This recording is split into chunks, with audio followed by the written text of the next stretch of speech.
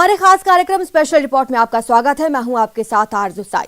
तालिबान ने अब तक अभेद्य रहे पंजशीर को जीतने का दावा किया है। एक समाचार एजेंसी ने एक तालिबानी कमांडर के हवाले से बताया कि अब पूरे अफगानिस्तान पर तालिबान का कब्जा हो गया है। हालांकि पंजशीर से तालिबानियों की तबाही की जो तस्वीरें आई, उसे देखने के बाद तालिबानियों के दावों में दम नजर नहीं आ रहा। इधर अफगानिस्तान में नई सरकार के गठन की कवायद तेज है और ये अब करीब करीब तय हो गया है कि तालिबानी शासन का सबसे बड़ा चेहरा मुल्ला बारादर ही होगा और नई सरकार शरिया कानूनों के तहत अफगानिस्तान में शासन करेगी।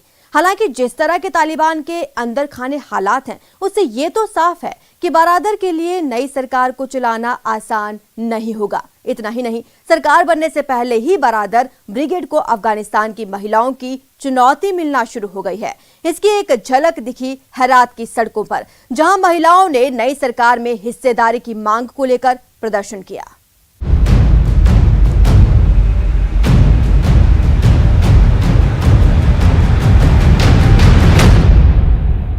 तालिबान ने अब तक अभेद्य रहे पंजशीर को जीतने का दावा किया है। एक समाचार एजेंसी ने एक तालिबानी कमांडर के हवाले से बताया कि अब पूरे अफगानिस्तान पर तालिबान का कब्जा हो गया है। हालांकि एनआरएफ के प्रमुख अहमद मसूद ने तालिबान के इन दावों को खारिज कर दिया है।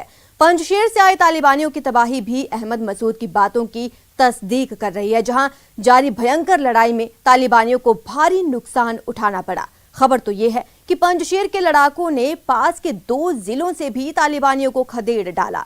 पंजशीर के शेरों के प्रहार से तालिबानी इस कदर दहशत में आ गए कि अपने कई आतंकी साथियों के शव छोड़कर भाग खड़े हुए।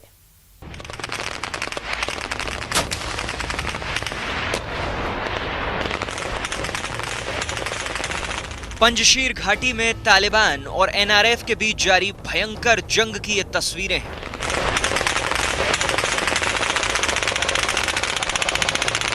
अहमद मसूद और अमरुल्लाह सालेह के जाबाजों की जवाबी कार्रवाई की ये तस्वीरें हैं।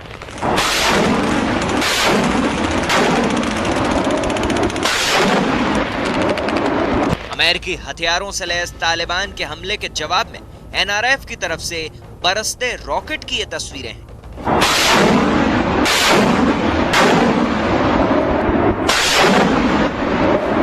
तालिबान आतंकी को निशाना बनाकर दागे जा रहे PM-40 रॉकेट की ये तस्वीरें हैं।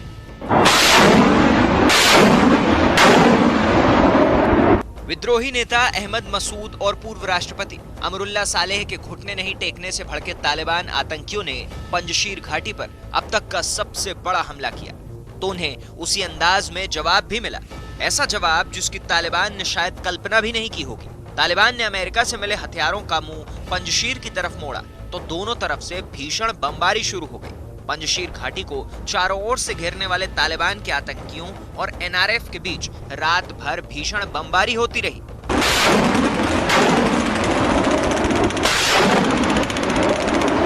सुबह जब नतीजा सामने आया तो तालिबान के सपने रात के अंधेरे में स्वाहा हो चुके थे। एनआरएफ ने दावा किया कि इस लड़ाई में 470 से ज्यादा तालिबान ढेर हो गए, जबकि 390 से ज्यादा घायल हैं। जबकि एनआरएफ के लड़ाकों ने 43 तालिबानी आतंकियों को हिरासत में भी ले लिया। ये आंकड़े ही तालिबान की हार की कहानी बयां कर रहे हैं। हालांकि इस लड़ाई में पंजशीर के भी कुछ लड़ाकों के हताहत होने की खबर है। बातचीत नाकाम हुई तो नौबत जंग तक पहुंची और जंग छिड़ी तो रात के अंधेरे में बमों की बारिश और रॉकेट के हमलों से इतिहास बनाने और मिटाने का संघर्ष शुरू हो गया। अब तक इस जंग में पंजशीर का पलड़ा भारी है और इसकी वजह मसूद की सेना की रणनीति को माना जा रहा है।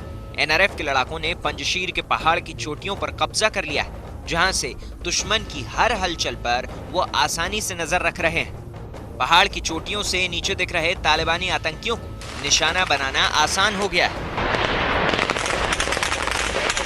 यही नहीं, एनआरएफ ने पंजशीर के पास के प्रांत के 2 जिलों को भी तालिबान के कब्जे से छुड़ाने का दावा किया है। पंजशीर प्रांत की तरफ से ट्विटर पर दावा किया गया कि उसके लड़ाकों ने परवन और बगलान से तालिबान को खदेड़ दिया है। यही नहीं, एनआरएफ का दावा है कि उन्होंने तालिबान को बाडकशान प्रांत में भी जोर का झटका धीरे से दिया है। बताया गया कि बाडकशान प्रांत के कमांडर ने बिना लड़ाई किए हथियार डाल दिए। अब बाडकशान के कमांडर एनआरएफ से जुड़ गए हैं। उनके 217 लड़ाके भी एनआरएफ में शामिल हो गए हैं। तालिबान के पीछे पाकिस्तान है। इसी सच्चाई में कई तालिबान भी तालिबान के साथ छोड़ दिया और नॉर्दर्न लाइन्स की तरफ आया। बदख्शान में लड़ाई था, बदख्शान में कुछ लोग इस तरह हुआ, तखार सूबा में, बगलान सूबा में, परवान जो पंशेर के साथ है, परवान में और कापिसा में नॉर्दर्न लाइन्स के लोग को बहुत बड़ा कामयाबी मिल गया। जाहिर है काबुल तक आसानी से पहुंचे तालिबान को नॉर्दर्न अलायंस के लड़ाकों के सामने जबरदस्त हार का सामना करना पड़ रहा है। इससे एनआरएफ के जवानों के हौसले बुलंद हैं। पंजशीर के किले को अभेद बनाने में अहमद मसूद और अमरुल्लाह सालेह का तो योगदान है ही। बताया जा रहा है कि नॉर्दर्न अलायंस के 5 शेरों की वजह से तालिबान की सांसें फूल गई हैं। एक अफगानी पत्रकार ने दावा किया कि तस्वीर में दिखाई दे रहे लोगों की ही तालिबान को कड़ी टक्कर देने में अहम भूमिका है। इनमें सबसे पहला नाम सालेह एम रेगिस्तानी का है। इन्हें अहमद शाह मसूद का करीबी माना जाता है। तस्वीर में दूसरे नंबर पर बैठा शख्स है हामिद सैफी, जो पहले अफगान नेशनल आर्मी के अधिकारी भी थे। वो भी तालिबान के खिलाफ पंजशीर की लड़ाई में अहम किरदार निभा रहे हैं। जबकि तीसरे नंबर पर हैं मुबीन खैर खाह, जो पहले आंतरिक मंत्री के सलाहकार थे। और चौथे नंबर पर बैठे हैं खालिद अमीरी, ये अफगानिस्तान में कमांडो थे। जबकि इस पूरी रणनीति को बनाने वाले 5वें शख्स का नाम है मुनीब अमीरी, जो पहले कमांडो थे और अब पंजशीर के लड़ाकों के लिए रणनीति बनाने में जुटे हैं। पंजशीर ने किसी भी सूरत में तालिबान के आगे ना झुकने की कसम खा ली है। इसलिए वहां इस जंग में जीत के लिए हर किसी ने पूरी ताकत लगा दी है। रात की भीषण बमबारी के बाद अमेरिका के वहां छूटे पुराने हथियारों को एनआरएफ के लड़ाके रिपेयर करते दिखे। यानी उनका जज्बा आखिरी गोली और आखिरी आदमी तक जंग लड़ने वाला है। अफगानिस्तान में अभी तक तालिबानी सरकार नहीं बना पाए हैं। हालांकि ये तय माना जा रहा है कि तालिबानी सरकार का सबसे बड़ा चेहरा मुल्ला बरादर होगा और ये भी तय है कि देश शरिया कानून के अनुसार चलने वाला है। लेकिन नई सरकार को चलाना मुल्ला बरादर के लिए आसान नहीं होगा, क्योंकि सरकार गठन में देर होने से एक बात तो साफ हो गई है कि तालिबान के अंदर खाने सब कुछ सही नहीं है। ऐसे में आने वाले दिनों में मुल्ला बरादर की हुकूमत को अगर तालिबान के अंदर से ही चुनौती मिलती है तो इसमें किसी को कोई हैरानी नहीं होगी। काबुल की सड़कों पर तालिबान की बख्तरबंद गाड़ियों का मार्च, उस पर सवार तालिबान के लड़ाके और तालिबान का लहराता सफेद झंडा। तालिबान के लड़ाकों की देखरेख में काबुल में राष्ट्रपति पैलेस की सजावट और तैयार होते नए झंडे। इन सब से संकेत साफ है कि तालिबान सरकार के ऐलान में अब ज्यादा वक्त नहीं। अफगानिस्तान पर कब्जे के बाद हर किसी को तालिबान की सरकार के ऐलान का इंतजार था और धीरे धीरे तालिबान की तरफ से यह साफ कर दिया गया कि मुल्ला गनी बरादर ही अफगानिस्तान की नई तालिबान सरकार के सबसे बड़े चेहरे होंगे। मुल्ला गनी बरादर के नाम की अटकलें पहले से ही लग रही थी, इसलिए किसी को भी इसे जानकर हैरानी नहीं हुई। असल में मुल्ला गनी बरादर तालिबान की नींव रखने वालों में से एक है। वो तालिबान की बुनियाद रखने वाले मुल्ला उमर के करीबी और सबसे भरोसेमंद कमांडर रहे हैं। मुल्ला गनी बरादर को 2010 में पाकिस्तान में गिरफ्तार किया गया था और 2018 में उन्हें शांति वार्ता के लिए रिहा करने के बाद तालिबान के राजनीतिक कार्यालय का प्रमुख बना दिया गया। मुल्ला बरादर दोहा वार्ता में भी शामिल थे। 1996 से 2001 तक जब तालिबान ने अफगानिस्तान पर राज किया, तब मुल्ला बरादर ने अहम भूमिका निभाई थी। बीते कुछ दिनों से तालिबान सरकार और उसमें मुल्ला बरादर को मिलने वाली सबसे बड़ी जिम्मेदारी को लेकर संकेत दिए जाने लगे थे। ما اطمینان کلی میتیم به مردم، هیچ تشویشی نداشته باشن. امارات اسلامی افغانستان به خاطر آمده که امنیت را تامین بکنه، حفظ عزت و آبروی مردم را تامین و تضمین بکنه و به خاطر از این ما شب و روز در تلاش هستیم. ان شاء الله حکومت زودتر اعلان میشه، همه دوائر دولتی آغاز به کار میکنن، مردم مشغول به کار میشن، بانک ها و مسائل اقتصادی پس تحرک میان و پس ان شاء الله کشور به سوی अफगानिस्तान से अमेरिकी सेना की वापसी के साथ ही तालिबान सरकार के लिए सारी अड़चनें खत्म हो गई थी। इसके बाद हर किसी को सरकार के ऐलान का ही इंतजार था। लेकिन सरकार बनने में हो रही देरी की वजह से धीरे धीरे पर्दा हटा। बताया गया कि सरकार के गठन से पहले ही तालिबान और उससे जुड़े बाकी संगठनों के बीच सत्ता के लिए जंग तेज हो गई। इसका सबसे बड़ा कारण हक्कानी और याकूब गुट के बीच की फुटअव्वल बताई गई।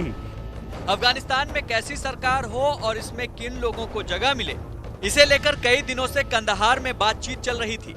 इसी बैठक में तय हो गया था कि शेर मोहम्मद अब्बास और मुल्ला याकूब को भी अहम जिम्मेदारी मिलेगी। इस बैठक में सरकार के गठन को लेकर याकूब और हक्कानी नेटवर्क के बीच खींचतान भी हुई। हालांकि तालिबान नेतृत्व दुनिया के सामने एकजुटता दिखाने की कोशिश करता रहा, लेकिन अंदरूनी कलह धीरे धीरे बाहर सामने आ ही गई।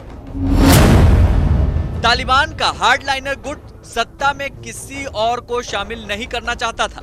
मुल्ला उमर का बेटा मुल्ला याकूब राजनीति से जुड़े लोगों के बजाय सेना से जुड़े लोगों को सरकार में शामिल करना चाहता था, लेकिन दोहा ऑफिस के तालिबानी नेता दूसरे पक्षों को भी शामिल करना चाहते थे। राजनीति से जुड़े लोगों को सरकार का चेहरा बनाने के पक्ष में मुल्ला बरादर भी थे।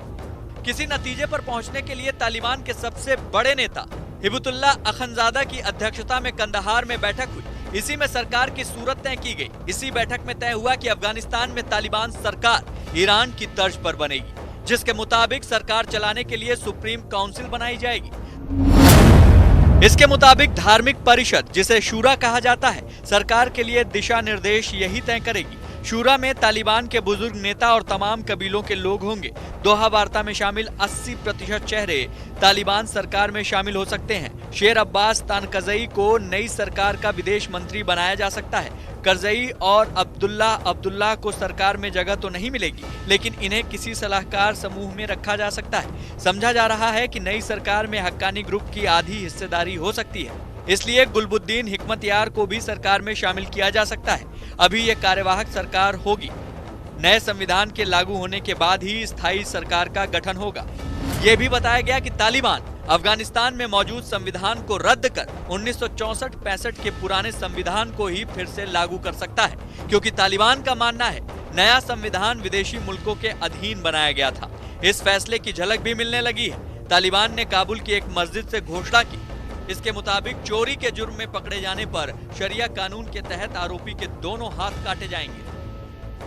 यानी तालिबान सरकार का रंग रूप फिलहाल तय हो गया है और अंदरूनी कलह थमता दिख रहा है। लेकिन यह तालिबान का नकली चेहरा है। मजहब के नाम पर खून खराबा करने वाले तालिबान के आतंकी जब पंजशीर के लड़ाकों के डर से भागे तो गुलबहार की एक मस्जिद में बम छोड़ गए। एनआरएफ ने तालिबान की इस करतूत को इस्लाम विरोधी बताया है। तालिबान की इस हरकत के बाद गुलबहार में लोग उनके खिलाफ गुस्से से भरे नजर आए। यहाँ रुकेंगे छोटे से ब्रेक के लिए, जल्द हाजिर होंगे।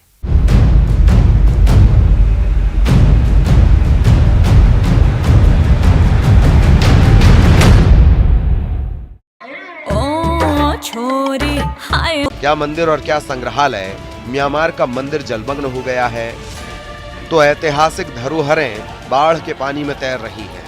हर तरफ गंडक नदी की धारा बह रही है। वैशाली के इस इलाके में बौद्ध मंदिरों का पूरा संसार बसा हुआ है। बिहार सरकार 320 करोड़ रुपए खर्च करके बुद्ध सम्यक दर्शन संग्रहालय बनवा रही है, लेकिन अचानक गंडक नदी सबको डुबाने पर तुली हुई है।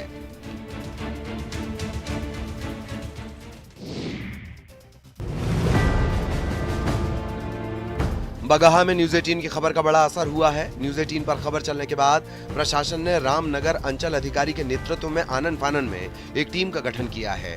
ये टीम दोन के 2 पंचायतों के 26 गांवों का निरीक्षण कर नुकसान का आकलन करेगी और राहत देगी। न्यूज 18 ने खबर दिखाई थी कि कैसे दोन इलाके के लोग मरीजों को खाट पर लेकर पैदल अस्पताल जाते हैं और करीब 25 किलोमीटर का सफर उन्हें पैदल तय करना पड़ता है। उस क्षेत्र में जो भी लोगों की कठिनाइयाँ है, जैसे किसी का घर कट गया है, आवासीय घर कटा है, पशु शेड कटा है, रास्ता कटा है, कलवर्ट पुल पुलिया कटा हुआ है, और नियमानुसार यथोचित कार्रवाई करते हुए उन लोगों को सारी सुविधाएं उपलब्ध कराएगी। पहले जंगल और फिर कई नदियों को पार कर लोग अपने परिजनों का इलाज कराने जाते हैं।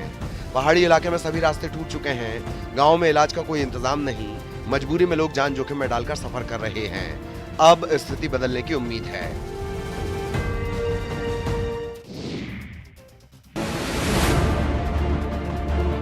सिवान में पानी से परेशानी की कई कहानी है। जरा हालात को भी देख लीजिए, जिसकी वजह से इन जैसे कई लोग अपने अपने घरों में बंधक बन गए हैं। तस्वीरें सिवान की, जहां का पौष इलाका महादेवा इन दिनों बारिश के पानी से बेहाल है। पानी लगने से चचरी के सहारे लोगों की जिंदगी कट रही है।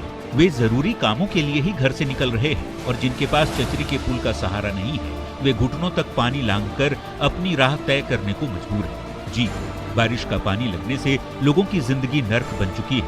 उन्हें बीमारी का डर सता रहा है। अगर ये कहा जाए कि लोग जल कैदी बन गए हैं तो गलत नहीं होगा, वो भी तब। ब्रेक के बाद आपका स्वागत है।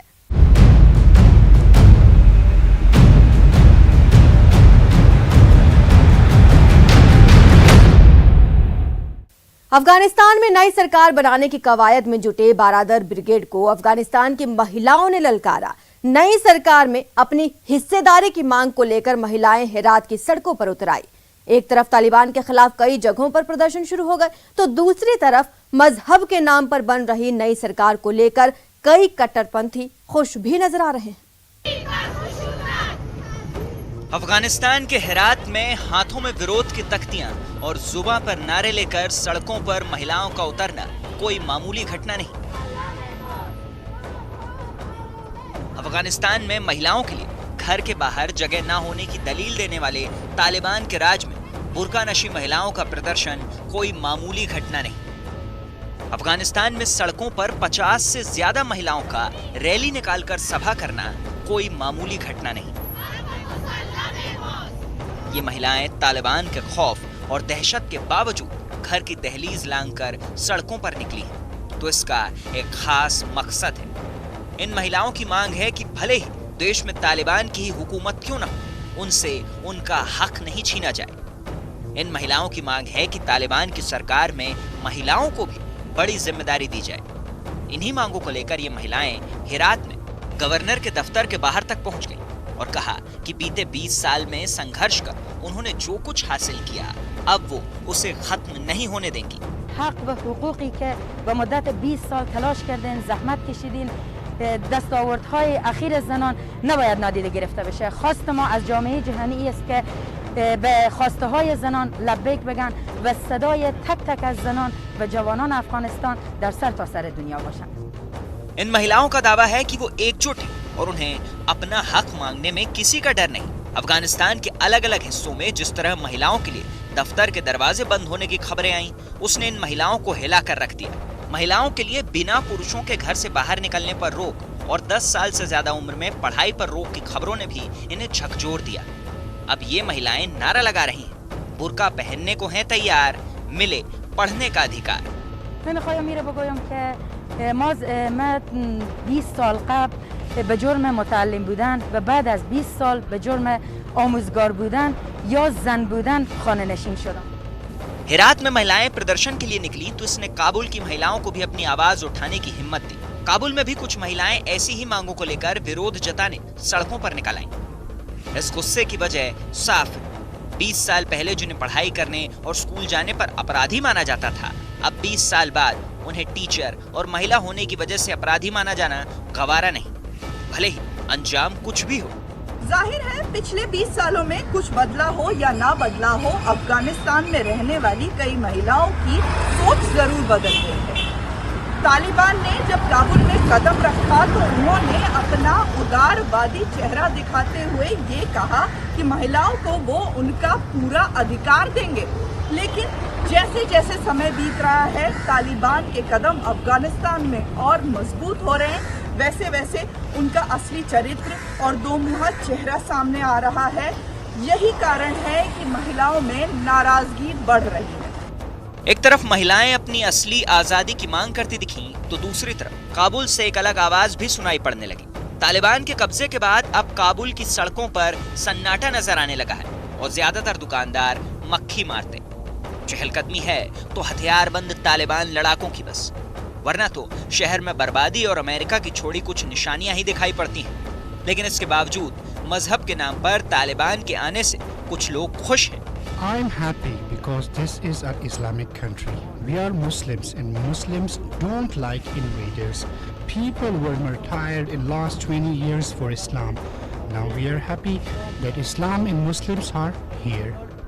लेकिन हर आदमी की ऐसी ही सोच काबुल में भी नहीं।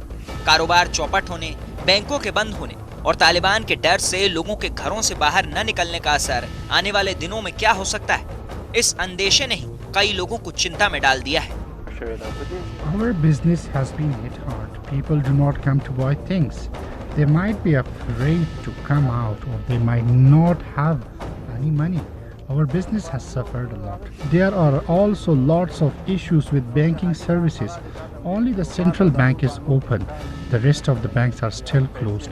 We have lots of problems and people do not have enough money. Taliban राज का सोच सोच कर ही कुछ परेशान है तो कुछ लोग खुश भी हैं। लेकिन इन सब से हटकर कुछ लोगों को मुल्क के लोगों की जान की फिक्र है।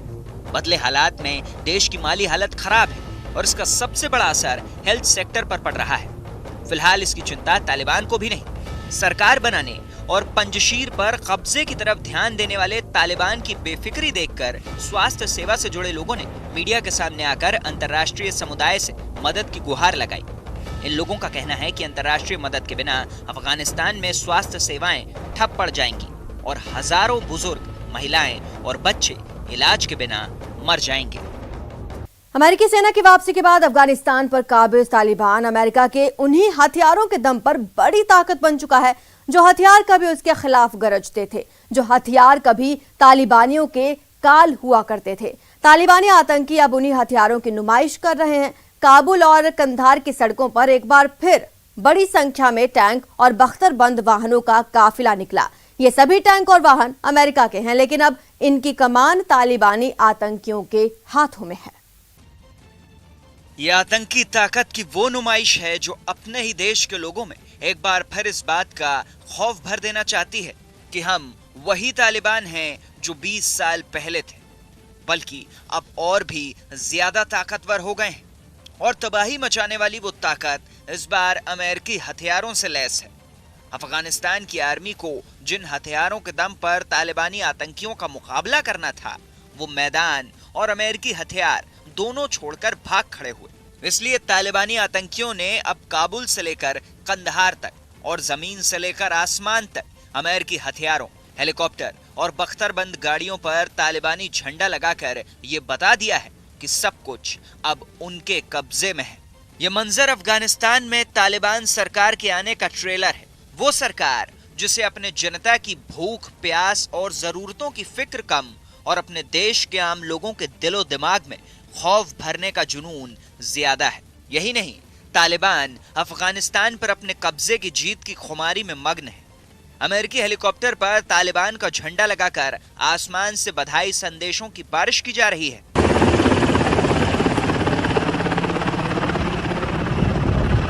तालिबान अफगानिस्तान के लोगों को लगातार अपनी जीत को अमेरिकी सेना पर जीत बता रहा है और उसकी खुशियां मना रहा है, जबकि अफगानिस्तान के लोगों की हालत खराब है। वहां महंगाई चरम पर पहुंच गई है, बैंक बंद हैं और रोजगार की कमी हो गई है। بودن طالبان در شرایط فعلی اوضاع فعلی تغییرات بسیار آورده است. مثلا مردم کارا طوری که قبلا بود فعلا نیست. بازار به اون شکلی که در زمان جمهوریت بود که حالا امارات آمده، مردم از ترس نمیتونن بیرون شوند. بازار چندان خوب نیست. तालिबान अफगानिस्तान की सड़कों पर उन हथियारों की नुमाइश कर रहा है जो अमेरिकी फौज ने काबुल से निकलते वक्त छोड़ दिए थे। इन हथियारों और साजो सामान के दम पर तालिबान एक झटके में कहीं ज्यादा ताकतवर बन गया है। लेकिन अब जब जंग खत्म हो चुकी है और अफगान लोगों को एक आम जिंदगी की दरकार है, तो उस पर तालिबान का ध्यान ही नहीं है। जिस तालिबान को अमेरिका ने खतरा बताया था, वो उसी के छोड़े हुए हथियारों से और भी मजबूत हो गया है। अफगानिस्तान में पिछले 20 साल में अमेरिका ने पानी की तरफ पैसा बहाया, लेकिन अफगानिस्तान वहीं का वहीं खड़ा है। अफगानिस्तान की हालत सबसे गरीब देशों में होती है और अब तो संयुक्त राष्ट्र ने तालिबान की वापसी के बाद वहां भूखमरी की भी आशंका जता दी है। एक तरफ तालिबान अफगानिस्तान पर अपनी जीत का जश्न मनाने में व्यस्त है, तो दूसरी तरफ अफगानिस्तान के लोगों के सामने तमाम तरह के आर्थिक संकट खड़े हो गए हैं। संयुक्त राष्ट्र ने चेतावनी जारी की है कि इस महीने के आखिर तक अफगानिस्तान में संयुक्त राष्ट्र के खाने के भंडार खत्म हो सकते हैं। यही नहीं, गरीबों को खाना उपलब्ध कराने के लिए $200 मिलियन यानी कि 1459 करोड़ रुपए की जरूरत है। अफगानिस्तान का बुद्धिजीवी वर्ग और पत्रकारों ने भी अपने देश की हालत के लगातार बिगड़ने का दावा किया है। दावा किया जा रहा है कि अफगानिस्तान के करीब 1,85,00,000 लोग, यानी कि अफगानिस्तान की आधी आबादी भूख की समस्या से जूझ रही है। People of Afghanistan were starving according to the latest report of the UNAMA. More than 18 1.5 million people of Afghanistan, which is half of the population of all over the country, is starving, had bad humanitarian crisis, and there are fears it will increase. Now, when we are talking in a situation after 2 months of this report, of course, the situation is getting worse and the people are trying to flee the country. एक तरफ आतंक के साए में जीने की मजबूरी तो दूसरी तरफ खाने का संकट। लेकिन अफगानिस्तान पर कब्जा करके राज करने की नियत से आए तालिबान को यहाँ के लोगों का पेट भरने की नहीं, बल्कि उनकी आंखों में अपने नाम का खौफ देखने की चिंता है। फिलहाल इतना ही। आप देखते रहिए न्यूज़ 18 राजस्थान।